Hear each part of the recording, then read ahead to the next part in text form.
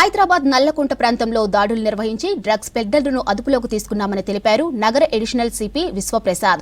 1380 గ్రాముల hydroponic ganja, 44 LSD బోల్స్, 10,000 రూపాయల నగదు, 6 cell phones, 2 bikes, parking material స్వాధీనం చేసుకున్నట్లు చెప్పారు. ఇక Hyderabad narcotic enforcement wing, Nallakunta పోలీసులు జాయింట్ ఆపరేషన్ నిర్వహించినట్లు తెలిపారు. Drugs peddler Harshavardhan, supply cum peddler Srinivas Rahul, local peddler Abhishek Dhaval ని అదుపులోకి తీసుకున్నట్లు చెప్పారు విశ్వప్రసాద్.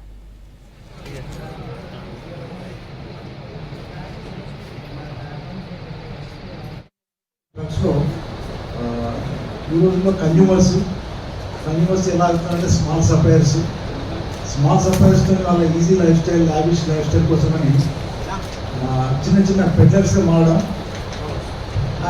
పెడ్లర్స్ మారిన తర్వాత వాళ్ళు ఇంకా సప్లయర్స్గా ఎదుగుతున్నారు.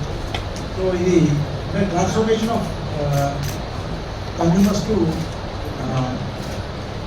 Suppliers and peddlers. సో ఈ classic very good piece of work by HTU and Nallakunta police.